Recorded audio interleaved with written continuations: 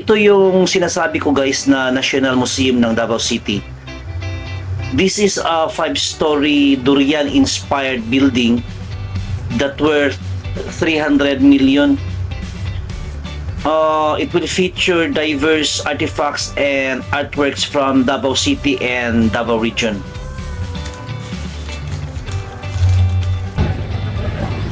Dito sa People's Park guys, marami ka makikitang mga estatwa na ganito, gawa ni Kublai.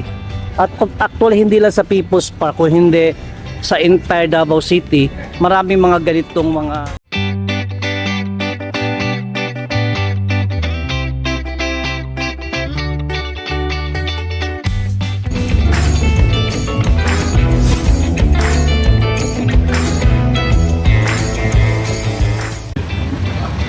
I don't know kung bukas pa ang People's Park ngayon guys, kasi ito ang destination natin ngayong araw.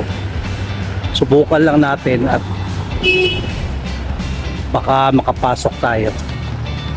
Good morning guys and welcome to People's Park. It's still 8:30 in the morning at hindi pa gaano mainit. So sa mga hindi pa nakapagpasya sa People's Park, come on, samahan nyo ako. And this is my first time guys na pumunta ng People's Park in I think in 5 years. So hindi ko na alam ang mga pagbabago dito, pero meron naman siguro dahil kadayawan ngayon. So, alam ba ninyo guys na merong itinayong building dito, isang 5-story museum sa loob ng People's Park? At yan ang puntahan natin guys.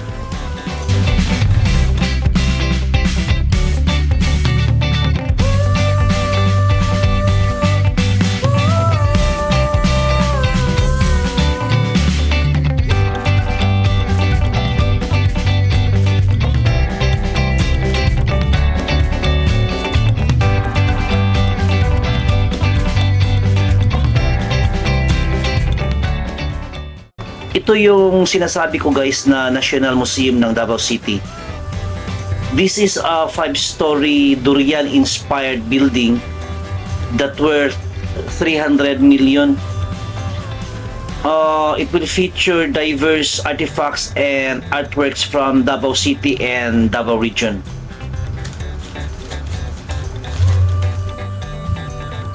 Ang aim nila guys is to fully operate this museum this coming October 2024. At sana ay andyan tayo sa pagbukas guys, para naman masilayan natin gaano kaganda ang museum na ito. Ang ganda guys, no? Ang gandang concept. Ang ganda ng kanyang pagkagawa. Ang ganda siguro sa loob nito.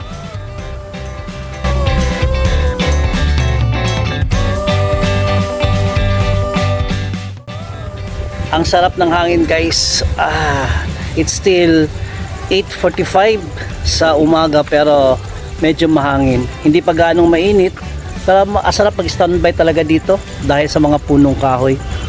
Ayan sa likuran ko guys, mga punong kahoy. Kaya kahit na mainit ang panahon, parang malamig lang dito.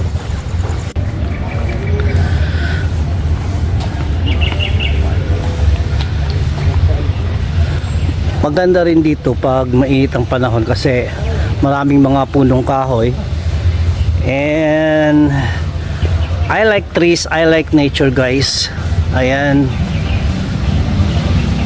daming punong kahoy.